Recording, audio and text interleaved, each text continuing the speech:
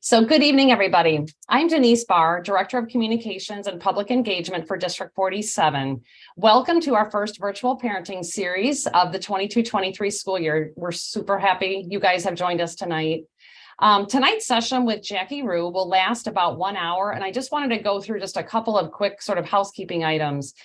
We've set up this Zoom session so that everyone is muted, but so that you can participate and ask questions via the chat. So this is intended to be an interactive presentation. We'll do our best to monitor questions throughout it, but we'll also be trying to save some time at the end for more Q&A with Jackie. I want to remind everybody that to accommodate families whose primary language is something other than English, we've enabled language translation via the captions feature in Zoom.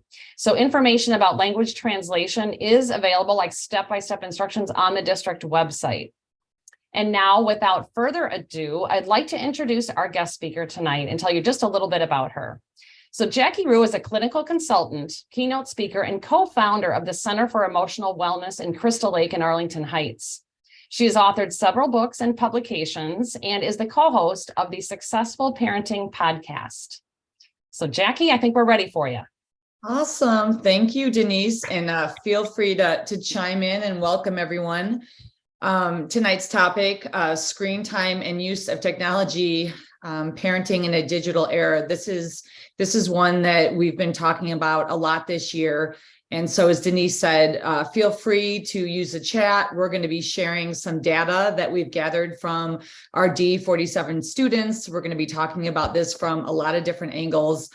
If you do put something in the chat, and you can put it publicly or you can put it privately just to me, and I will be sure to touch on any questions that you might have.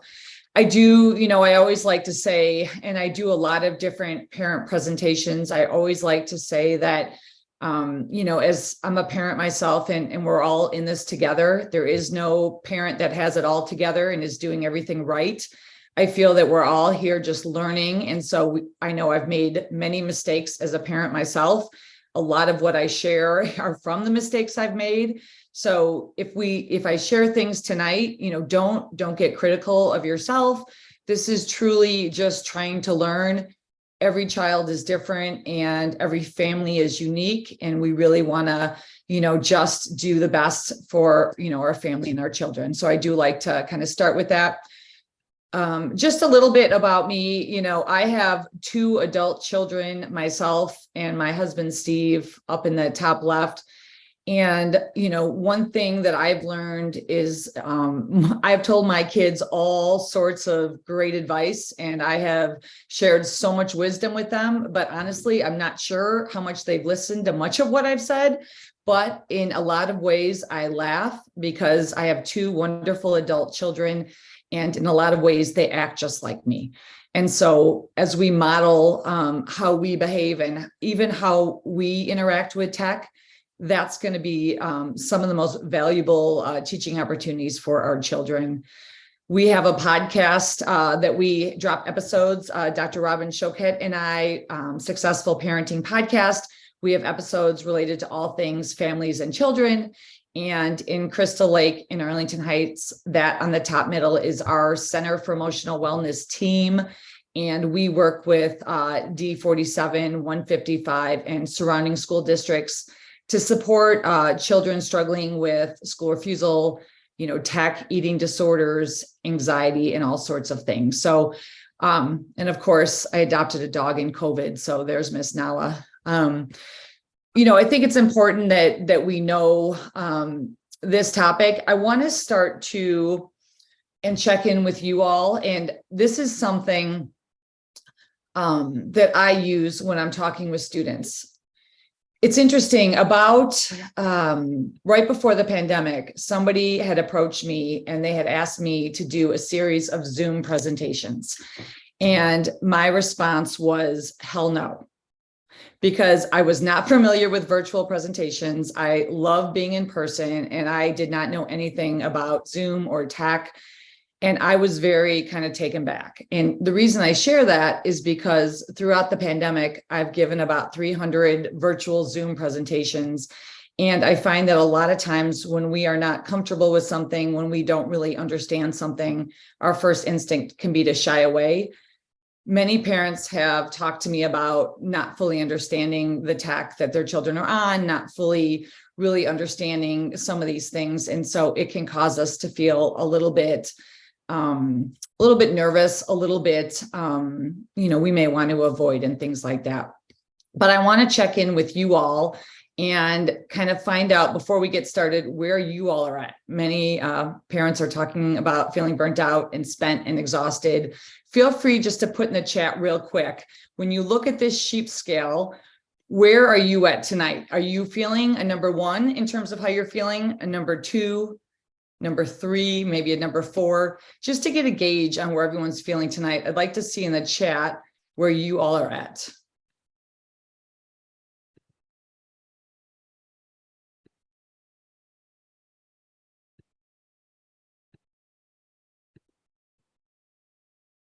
Denise, can you see the chat? Because it is not letting me see it.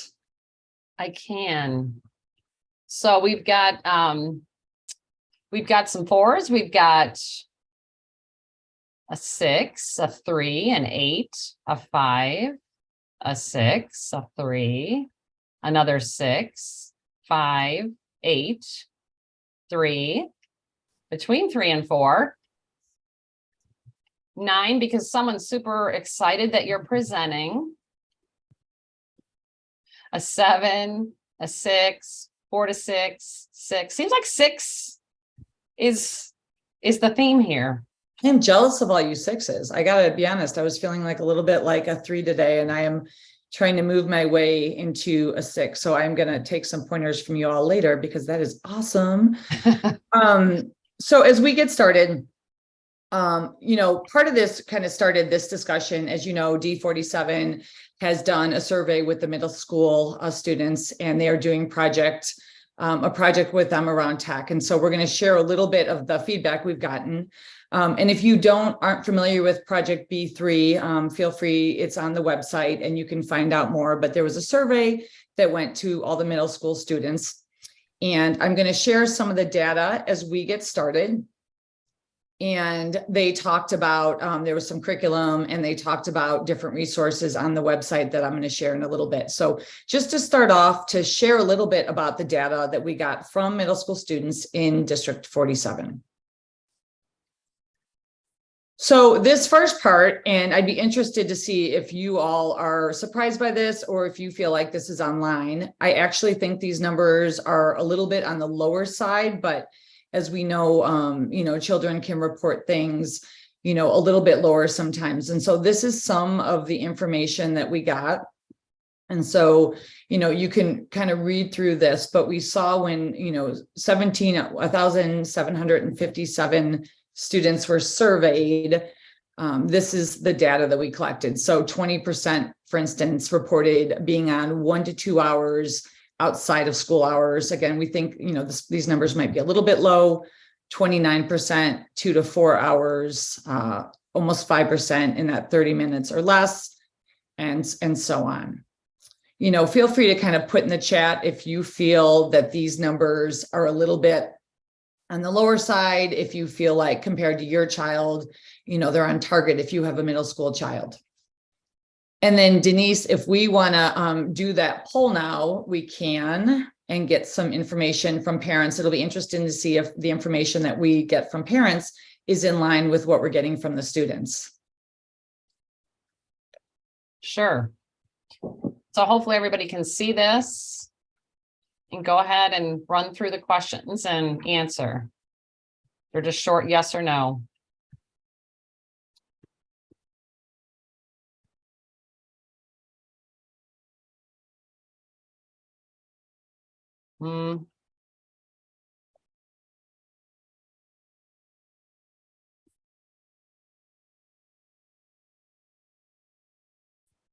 It's going to give it some time.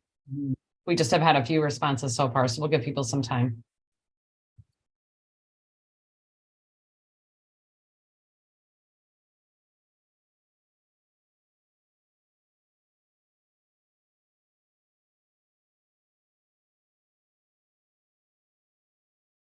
Can you see the poll results, Jackie, as they come in? I can. Okay, good.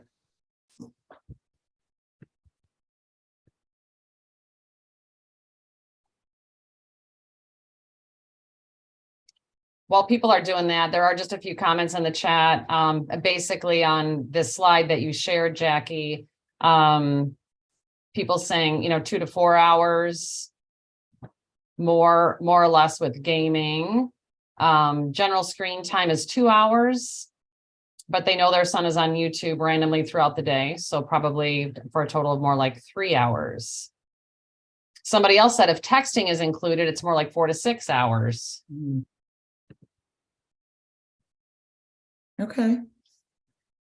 And some of what we're seeing on here is similar to what I would expect.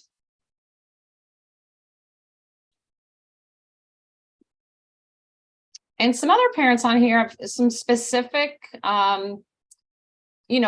So the younger kids, if somebody's got a first grader saying 30 minutes daily, 1 hour limit, only on weekends, but all day on weekends. Mm-hmm. Just different parameters. Very interesting. Okay. Should we get the results in? Yes. Should I say end poll? Yes. All right.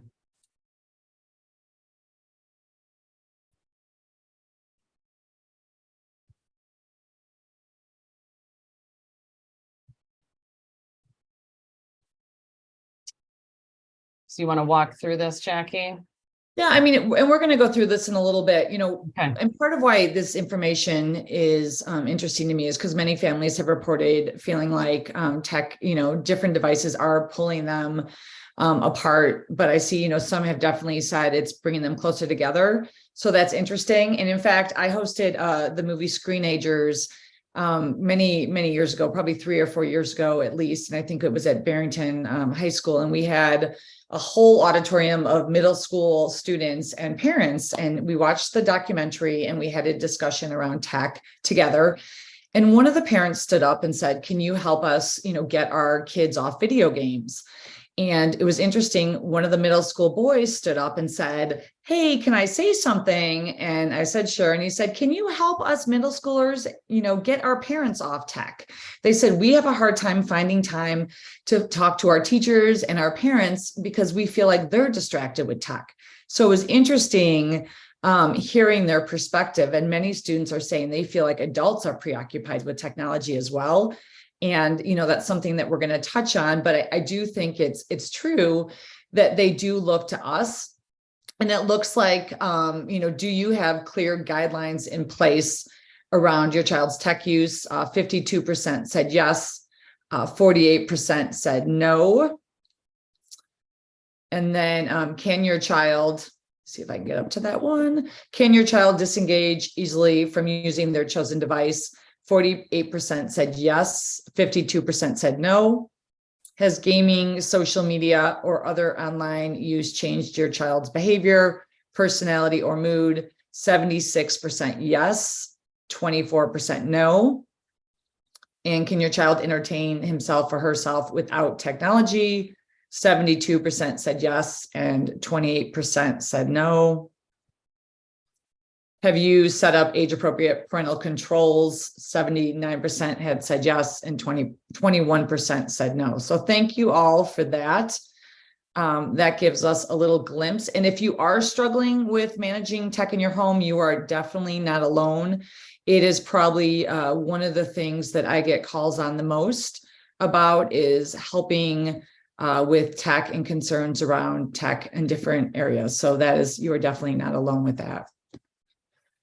Some other interesting information, and we're going to go through this pretty quickly. When asked, when the middle schoolers, and these are some questions they were asked, what are devices that middle schoolers own? And again, it was about 1750 that were polled. The most was smartphones. Most students had smartphones. The second was Chromebooks. And then, you can kind of see the rest. I think to these numbers, many students reported having multiple devices. And so going from one device to another, Many families have also told me that their children are more tech savvy than they are. And when they try to set limits on tech, their children know how to work around it. Their children know how to kind of go from one device to another. Most used platforms in middle school, we saw YouTube came in on number 1, and Snapchat, Roblox. And, you can read down this list. If you have, if your child is interested in other platforms that are not on here, feel free to put those in the chat too. This definitely doesn't encompass all of them, but this is what we heard from the students that they are most commonly on. We also asked about issues experienced online, which was interesting. And so this is what we got. This is kind of the results. We had, over 600 students have experienced cyberbullying online, and we'll talk a little bit about what that means, harassment, being hacked, as well as photos, videos shared out, challenges, and then 766 students said they have not experienced issues online. And then we asked about issues with things like cyberbullying and harassment, and 561 students reported they did have issues on TikTok. And then, you can see the rest of the numbers. These were students that have experienced some issues with cyberbullying or harassment, and these were the platforms that they felt that they experienced it on. And again, any questions, feel free to put them in the chat. And as we're going, Denise can shout those out to me, or we can discuss. When and this is a little bit of a side note, my children are now 24 and 25. And when my children were younger, I lived overseas. I lived in Kuwait. And when they were 1 and 2, I moved to South America. And why I mention that is because we didn't have a lot of devices. 1, because this was 25 years ago, and 2, where we were living, there was not a lot of electronics. When my younger daughter, when my younger daughter was born, we moved to South America. My older daughter, I remember we spent a lot of time having conversations. When I was younger, I struggled with confidence and eye contact, and it was really important for me to work with my girls on this. And so when I was younger, we spent a lot of time, whether in restaurants or, just being together, and we would have conversations, and we would, have eye contact. And I really kind of taught those skills to them from a young age. And those skills have carried with them until today.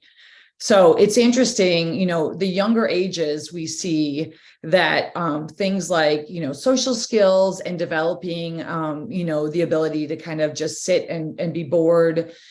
They learn those at a younger age. And so why that's important and why I mention that is because one thing I notice when I'm working is so often when I'm talking to parents and they have younger children with them, and they're going to be, wanting to, help them get distracted so that they can talk to me. One of the first things I notice is they give them an iPad or a device.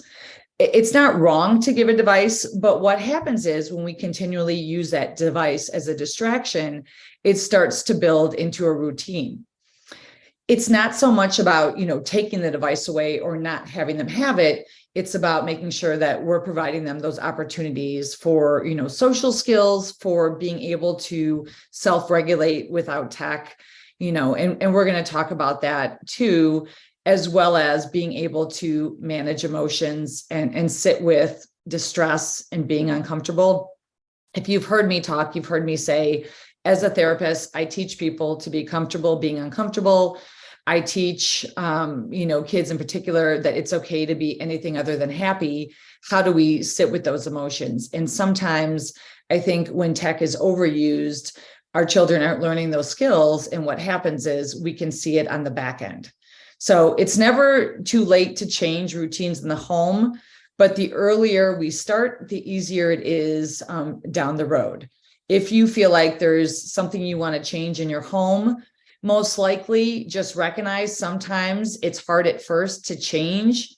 In particular with tech, it can take about 2 weeks of doing something different, and your child might really react children with mental health issues are more prone to becoming addicted to tech. Things like anxiety, things like ADHD.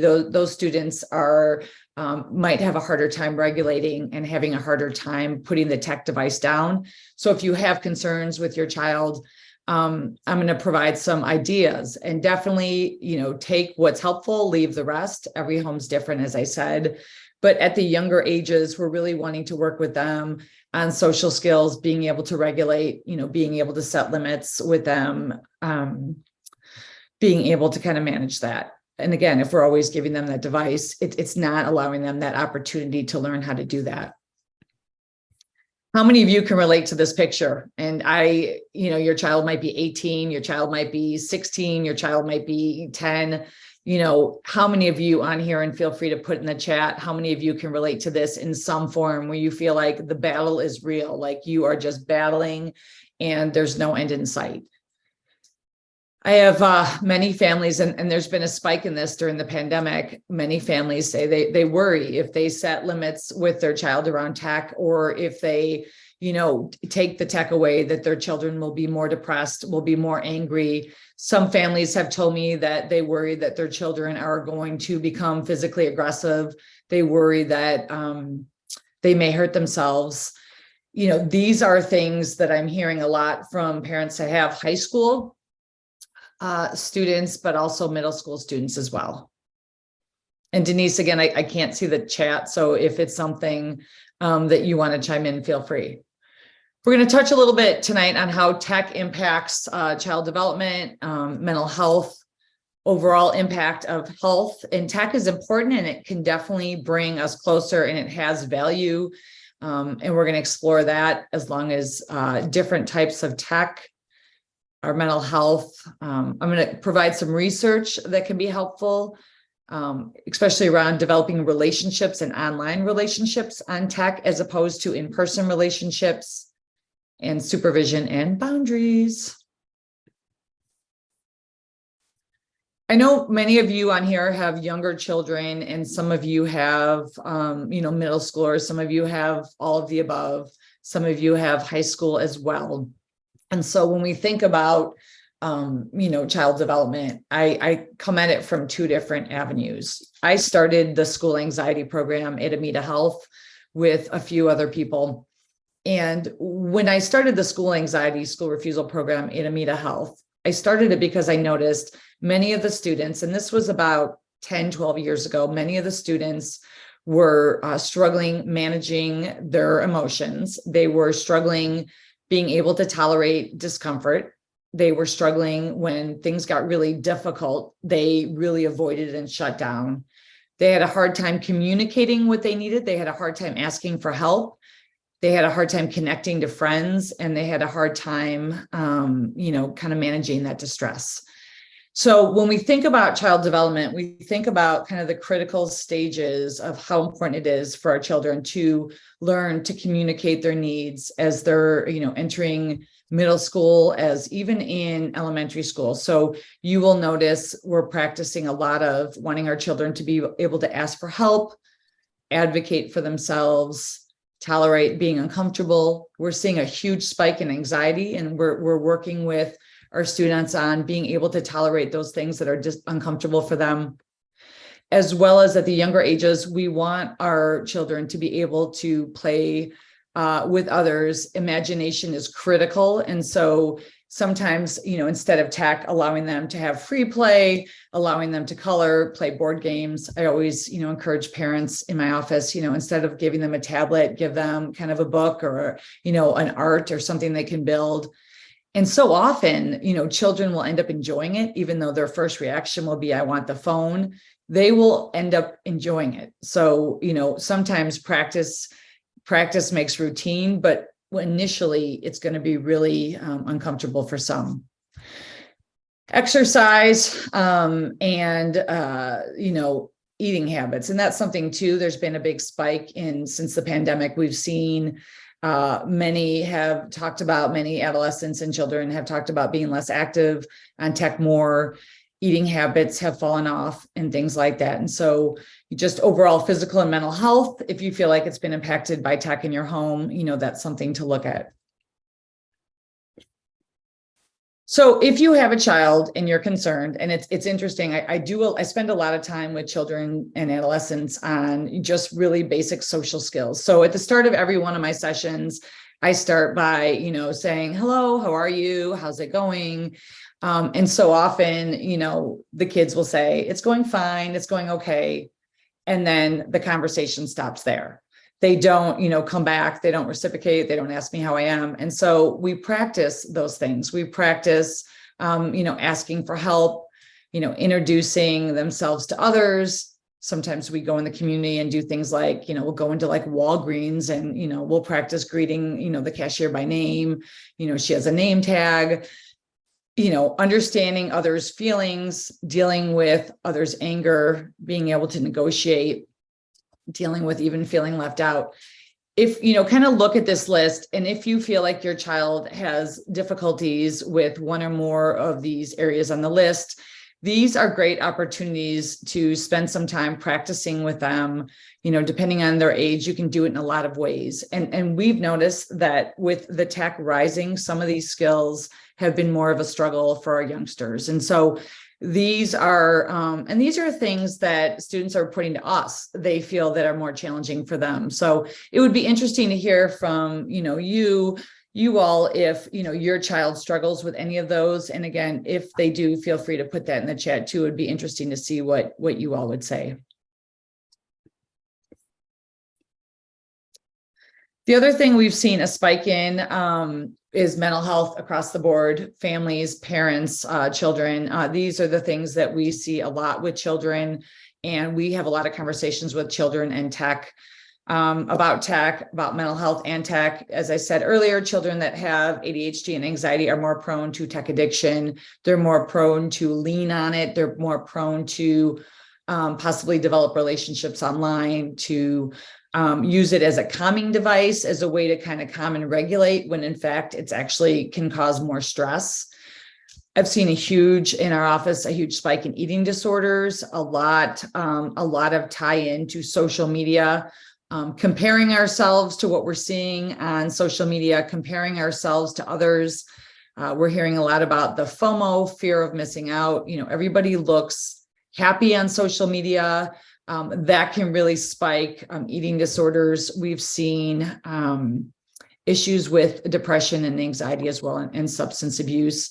There is a lot of these apps are used to actually sell drugs through the apps. Many of the drug dealers in the communities are using things like Snapchat and other social media apps to actually sell drugs to youngsters. Some older kids, young adults actually target middle schoolers, and we've seen this too. And so it's really important as a parent that you're aware of what your child is on, what apps your child is on, what they're doing on online gaming, who they're talking to. There's been a lot of concerning things that have gone on. And so the more you can supervise and understand, the better off you're going to be, and be able to have those conversations with your child. There was, I had a young lady I treated, and she was in 7th grade, and this was a few years ago, and the family was amazing, but mom's mom had passed away recently, and she was really struggling. She was dealing with some of her own depression, and dad traveled a lot, and the girl was in 7th grade at the time, and she really felt lonely. And so she started spending more and more time on her device, and she started spending more and more time on YouTube. And the problem with social media and some of these apps like YouTube is when you start to look something up, it pulls in all of the related information to that. And so at this time, there was a story years back, again, 4 years ago, 5 years ago, where someone had taken his life in the forest, and this story had gone viral, and the middle schoolers and the elementary students were looking up this story on YouTube, and it had a video. And so what happened is the 7th grader was in a room, and she had watched the video, and then other sources similar to depression and suicide had started to go to her, YouTube and to her different social media platforms. And so what happened is we had a young lady who was in 7th grade, and she was pretty healthy, and she had started to isolate, and she had started to become more and more attached to her phone, looking up these different stories, watching different YouTube videos related to depression and suicide. And she started to get very, very depressed. And so within a couple months, she reported to mom that she was having suicidal thoughts. Mom was very alarmed at this time. Mom did not know what she was doing. She didn't realize she had been on YouTube. She didn't realize what she was watching. And so she brought her to me, and we had some, conversation. And in a nutshell, what this young lady really needed was she needed connection. She needed connection with her mom. And so mom did a great job and said, I'm really concerned about how you're functioning. And because this is my concern, I don't want you in your room. When I come home, I want you in the main living area downstairs. There aren't going to be any electronics in your room. And I really want to spend some time with you. And I want to learn about what you're doing on the device. The girl was pissed at first. She was really, really upset. But what happened is, after a couple of weeks, after a month, after 6 weeks, she reported her mood was brighter. She was more connected to mom. She was more connected to the family. The device was moving to the side, and she was getting back to being more connected with her friends. And so this isn't always going to be the case, but if you have concerns about your child, sometimes, don't try harder, try different. If we do something different and we build in back those connections, it can make a big difference. There's a lot of kids that are reporting liking having their online relationships. I can't tell you how many kids come in my office and they talk about their friends, and they're social, and a lot of it is online friends. Many children, teenagers are more comfortable with online friends through gaming, through spending time with their real life friends, but on online activities. And so again, it's not bad or it's not good, but it is something to be concerned about. And so I wanted to share this little part of research that I really like by a social psychologist, Sherry Turkle. And this is interesting. And if any of you have children that do online gaming or things like that, you will relate to this. She talks about digital technology can provide the illusion of companionship without the demands of friendship, right? Without the demands of intimacy. It can feel safer to be online. You feel more open to say things that you wouldn't say in person. You feel like there's that safety net. The problem is we're not learning to have the same level of intimacy in relationships, right? She also talked about that an over-reliance on digital communication can actually result in feelings of real-world isolation and loneliness. So for many of the students in her research, for many of the children and adolescents, the more they were on tech, the lonelier they felt when they were off of tech. Also talked about being more disconnected from that sense of self. Really feeling like, as much as it can be exciting to be on games and online, they weren't really feeling good about themselves. They were feeling more challenges with confidence, more challenges with connecting with school. So this is research. And again, in moderation, it can be fine when families are supervising, it can be great, but just to be aware of kind of some of the pitfalls can happen when we're not watching. She also talked about when they're always connected, children, adolescents, and adults can become dependent on the presence of others for validation in the most basic ways. So they need to get validated. And when we talked a little bit earlier about, the harassment and the cyberbullying, for many of our kiddos, when they start to get that starts to really weigh on them. They're starting to feel really down about themselves. And you may not necessarily be aware. Many children and adolescents and teens won't tell their parents when they are being bullied or something's going on, because they're fearful that they're going to get in trouble, or they're fearful that the tech's going to be removed. And I've seen this too. And I've had many conversations with and I saw it in the past couple of years with middle schoolers and early high school students with eating disorders, but also with reporting not liking themselves, reporting feeling like they weren't attractive, that they weren't good enough. And when we started talking about what they were comparing themselves to, so often it was, social media and things like that. And I got caught in this too as a parent, because I remember as a parent, seeing all the other parents on social media with their amazing children, feeling like, okay, what am I missing out on, or what am I not doing? And the reality, we know that most people don't post the truth on social media and on different platforms. They post what they want the world to see. So it can become very, very deceiving. If you're concerned that your child has an issue with tech, a way to know that is it interfering with their functioning? Is your child getting, is it interfering with their sleep, with their nutrition, with their exercise? If they're moving and you're pretty happy with how things are going socially, they're connected with the family, they're using tech in moderation, there's not really reason to be concerned. If you're concerned that they're really struggling with relationships, they're struggling with getting to school or doing their homework or their grades, confidence and things like that, and they're relying on tech to feel better, then that's a good kind of flag that there is some reason to be concerned as well. I have many kids, many freshmen this year have said to me that they're struggling making friends. And when I see them in the waiting room, their head is down and they're right into the device. So, American Pediatrics, gives some guidelines on when to introduce tech. They really encourage, obviously not before 2 years old, 30 to 60 minutes on school days, and 2 hours or less for children under 6 is recommended. They recommend 15 minutes of play and physical activity for every hour of screen time. So that's just a little bit of a way to balance that out. It's going to be different in every home. I think since the pandemic, there's been a spike up in use. Again, it's not bad or good. It's just something to see how it affects your child in your home. Different types of examples. Again, social media is a big one. We see many different social media platforms. I love how a parent said earlier, that they felt like it drew them more together. I know when my youngest was in middle school and I was having a really hard time communicating with her, I felt like I was, getting the door slammed at every turn. I actually, I found out a way. She had just gotten a cell phone. And I Snapchatted her. I think she was in 7th grade. She just got, I think the only apps back then were like, I think Snapchat was one of them. And I Snapchatted her, and the child would not respond to me in any other way at that time. For about a couple months, we dealt with this, but I Snapchatted her once and she responded right back.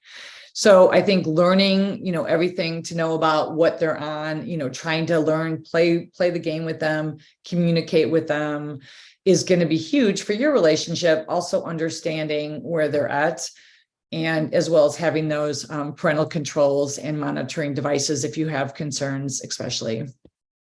Messaging is a big one. Video games, movies, online surfing are things we see as well.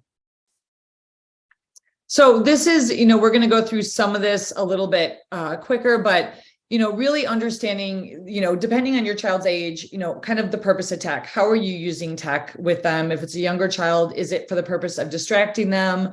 Is it for the purpose of educational games or learning? Is it the purpose of bringing you together? Kind of just ask yourself, like, what is the purpose of the tech for this child? If you have a child who is maybe depressed or struggling with mental health, and you find yourself saying something like, well, this is the only thing that makes them happy. They're depressed if they don't have it. They don't have any other friends. They need this tech. That's a slippery slope, honestly. And that's a sign that maybe some professional help might be needed. If you feel like there are, mental health concerns and the child really needs the tech, most likely in those situations, the tech is going to exacerbate the symptoms and the problems. And so you want to be careful that, you're not using tech in that way. Children with mental health issues can really escalate when you start to set limits. You don't want to set limits right in the middle of them playing. You don't want to yank the device out of their hands. Before we close, we're going to talk a little bit how to set limits with children around tech if you haven't previously. Overall, look at kind of the function. How is it impacting your child? Is it helping your child, to feel better and more connected at home and at school? And, there's some other things that you can read, and we're going to have this PowerPoint available. If anybody wants to even go over it with their child, that can be helpful as well too. I wanted to touch on one more thing. I'm having a little bit of a hard time moving this bar. We're seeing too, the overall increase since the pandemic has gone up. And again, I think this number is a little bit lower. I think I've seen, at least in my report from families and from students, they're saying their tech use is almost up. I would say it's probably closer to 30–40%. And part of that might just be because of, the shutdown with the pandemic. We also see that children are, kind of in that, the younger that they are, the better they are to learn. They're like sponges. When my kiddos were under the age of 4 and we lived in different countries, they picked up another language just like that, where now they wouldn't necessarily be able to do that. I think, the more we can set the stage for some of these behaviors and routines when they're younger, the easier it's going to be when they're older. And we know having conversations, when we have conversations with a child that is heavily reliant on tech, they're going to get really angry. They're going to get really upset when you first have the conversations.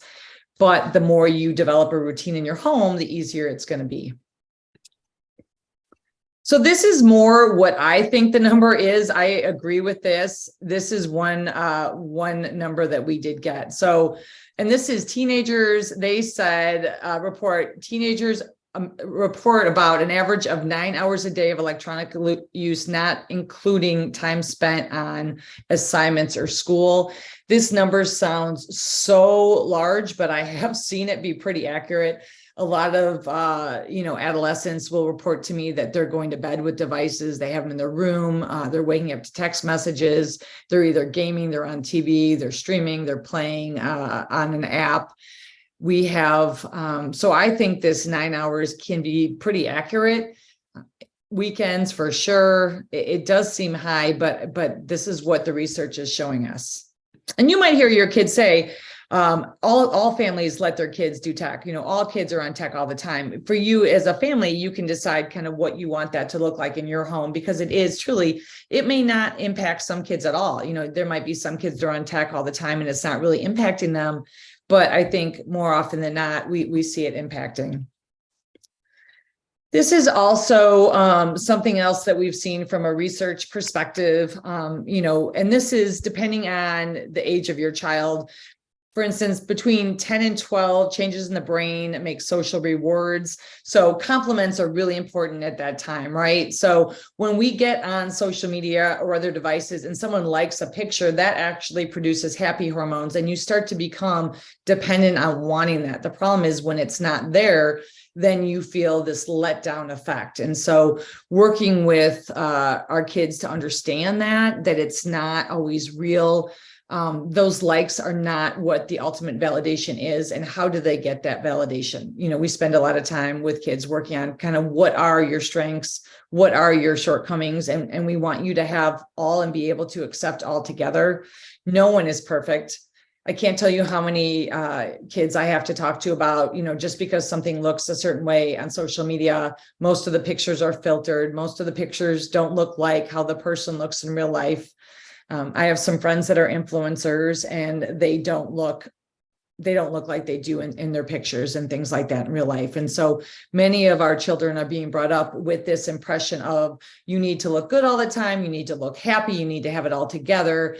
And we're finding that that's just not the case. And as parents, I think we feel that too. We feel the pressure to look a certain way, act a certain way. And it becomes that, we get down on ourselves. So there's a lot of research out there that talks about social rewards and why social media is so addicting. And there's a lot of research that points to the more that we become reliant on, praise from social media, or getting those snap streaks, or getting, comments from online friends, the harder it is for us to be able to develop confidence on our own for things that we're doing and to decide what that means for us. This is a hard thing too. I'm guilty of this. And, just in terms of we model tech use, I have to be really careful. I have a tendency to get on my phone too much. And I have a tendency to look at texts and, to respond. And I'm trying to be really careful of when I'm with my children, whether it's in the car or just spending time with them, that I'm putting the phone away, because I do think we model it. And kids will say that too. They'll say, I was in the car with my parent on the way home. They were on the phone. They were doing this and that. And so I think just really spending some time detaching from electronics and spending time with our children can model that. If as a parent, you're a gamer, that's not a bad thing, but just again, kind of being aware of how your gaming is coming across or your electronic use to the children. And, how you manage free time. And I think for me, I've really come to find that the social media and some of the tech actually stresses me out. So the more I'm away from it, I notice the calmer I feel. I'm not going to go too much into this because for time, again, you can have the PowerPoint. When you talk about tech addiction, this is what tech addiction covers. Many adults have tech addiction as well as the children. So if there's any concerns with any of this, there's a lot of research out there. And if you have any questions about anything that we're talking about, you can feel free. I'll have my contact information on, and you can reach out if there's any questions. The other thing I'll say too on that is just being mindful of children understanding kind of pictures that they're sending. The Snapchat, they feel like these pictures just evaporate. I had some girls I was talking to recently, and they were 11 and 12, and they were sending very inappropriate pictures across, Snapchat, and someone had taken a picture, and the picture had gotten pushed out, and it became an issue. And we talked about, for children, a lot of them are still very impulsive. They're not really thinking through. I always joke, if I had a cell phone when I was a kid, I would have been in a lot of trouble because I was an impulsive kid. I think so often they hit send or they say something and they're not fully aware of kind of the magnitude of what they've just done. And so really having these conversations can be important. If you have concerns that your child is addicted to tech, these are some things to look at. Again, are they less and less social? And you might have a child that struggles with social skills, struggles to connect with other friends. Since the pandemic, we've seen many kids are reporting having a hard time. They're highly sensitive. They're having a hard time just in group situations. These are things that we need to practice. And the more we practice them, the better we're going to be. So the more they're on tech, they're not practicing. In fact, they're kind of relying on that. I'm going to go through this one for time.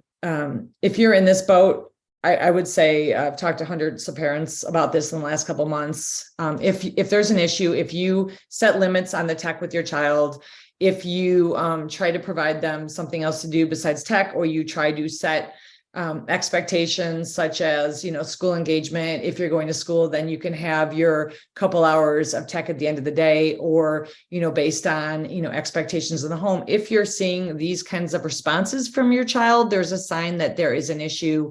So bartering, desperation, if you see your child raging and yelling when you take their tech or set limits, if you have concerns about self-harm for your child, aggression, if your child's not meeting the expectations you set in the home, even if they have mental health issues, if they have other concerning emotional issues going on, if they have outbursts, these reactions are signs that we need to set more limits, not less. Many parents will say to me, I'm so fearful my child's going to hurt themselves or become more depressed if I set limits.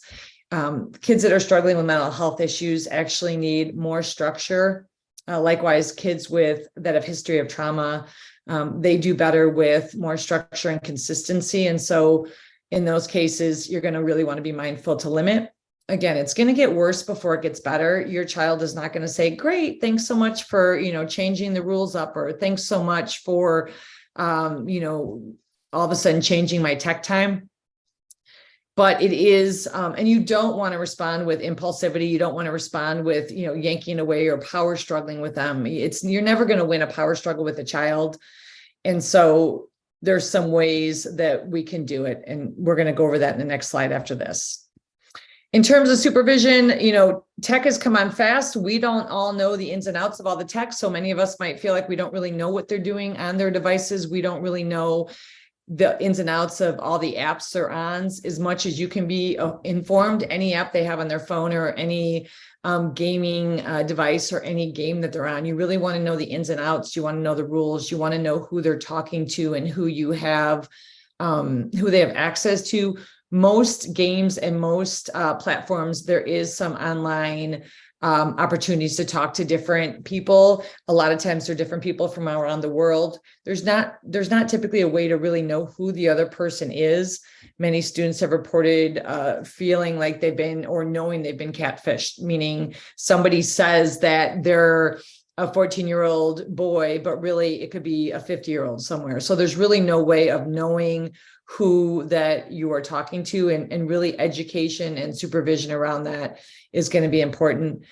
Be aware of why your child's using technology and how it's impacting them, and talk about also having unplugged time, whether it's a Friday night or a Saturday where all devices are put away and we're just spending time together, even if it's like 2 hours in a weekend day or things like that. If you have a child that you can't get out of your room and the devices are in the room, I encourage the devices to come out if possible. And you can say things like, we're going to have a family game night on Fridays or Saturdays or whenever, and everyone can have their devices after we've done the game night. We can have no devices at the dinner table and things like that.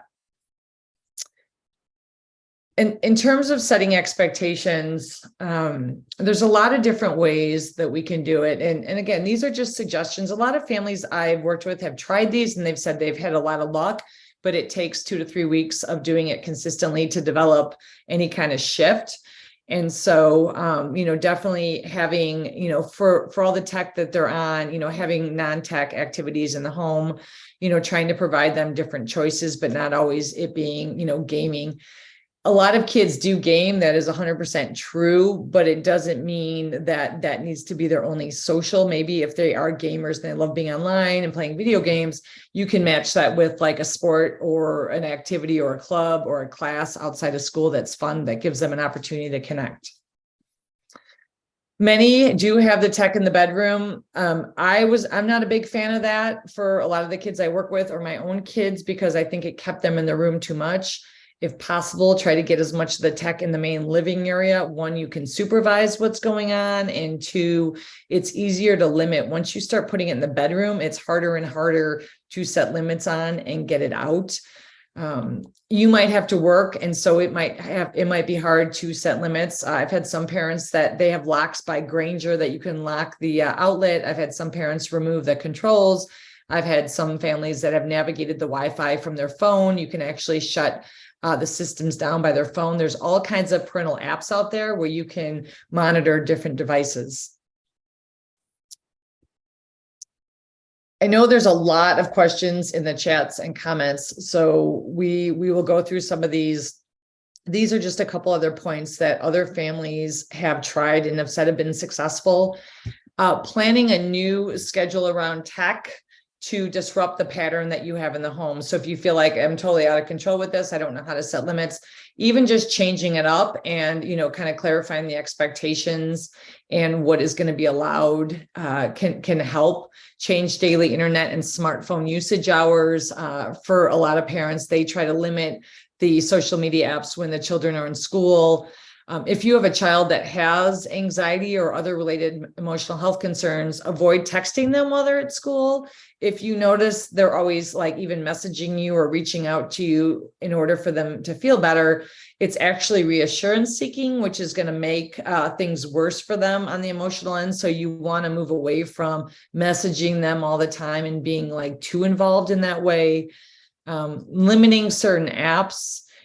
Following the guidelines. A lot of these apps have guidelines. They say this is appropriate for 12 and older, or for 14 and older, trying to stick with what those age limits are. Again, even if they say, well, all the other kids are doing it, I think it's important to limit.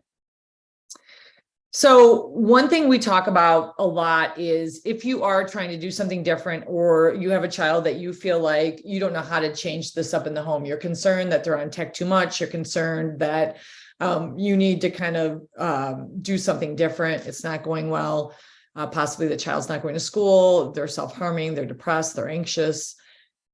Think about what the expectations are in the home for them. What are expectations in terms of even starting with what are your goals? As a parent, what do you want to teach your child, through your parenting? Do you want your child to be more confident? Do you want your child to be able to tolerate discomfort? Do you want your child to be able to be more resilient? Think about what your goals are for your child. And do your parental responses kind of work towards those goals? Or are you wanting your child to be more confident, and every time they hit a bump, you're like rushing over to intervene? Think about what the expectations are. And then when they meet expectations, do they get those privileges? Here's an example that we talk about a lot. We have a parenting book and the podcast, and we talk a lot about this and that. This was one family. They were concerned about safety. The child would really escalate when there were limits around tech. So they had said, safety is our number one concern, safety for self, for others. When we feel like you're making safer choices, you're not yelling, screaming, kind of tantruming, raging, then you can have more, tech unsupervised. But right now we feel like you need to be supervised because your responses are showing us that you're not safe to make good decisions. If I have a child who's yelling and screaming and tantruming, I'm not going to want them unsupervised on electronics, obviously. Attending school on time. This was a child that had a hard time going to school on time. They said, if you're able to get up in the morning and go to school on time, then you can have your 60 minutes of gaming in the afternoon, schoolwork, and chores. Again, this takes about 2 weeks to implement, but this was a child that was struggling with reactions as well as engaging in school. And so the family kind of stuck to this. The child's behavior got worse the first couple of days, but the more they stayed consistent, the easier it got. And these are just coping strategies. As parents, we're exhausted. We can only take so much. If you feel like you're coming home from work and the last thing you want to do is battle this child, make it easy for yourself. Whatever plan you put in place, you just want it to be something that you can follow through with and be consistent. So these are just some different strategies that I would suggest. I like the last one. Whenever I'm feeling really overwhelmed or stressed, I do a visualization, behavior way into feeling better. And you can kind of think about how you want the situation to play out in terms of your responses, and then literally just behave your way into feeling better.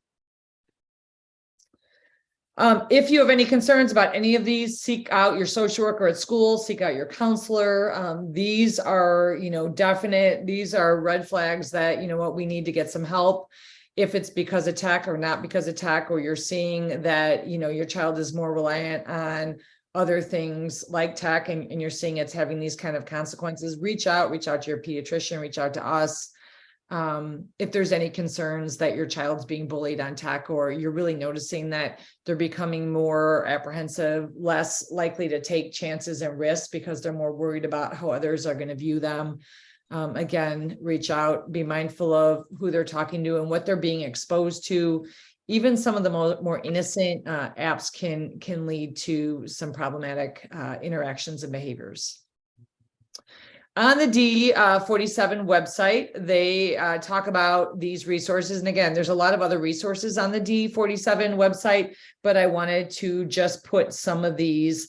I wanted to highlight some of these that they have on their website. So you can go to D47's website under parent and online, and you will see all this information. You can click the link and it'll take you right there if you want to learn more about this. And this is our team at the Center for Emotional Wellness. If you have any concerns about your child, feel free to reach out and let us know. We work with 47. We actually have a couple of therapists in the schools in D47, and we do a lot of parent coaching and family work. And this is our podcast. If anyone is interested, we have some tech series on here, and we talk a lot about everything from school refusal, eating disorders, anxiety, OCD, all things parenting. Feel free to reach out. We drop episodes every week, and we have experts from all over the country interviewed. And Denise, I want to leave some time if there were any questions, since I can't see them, or any Sure. comments that you want to read off.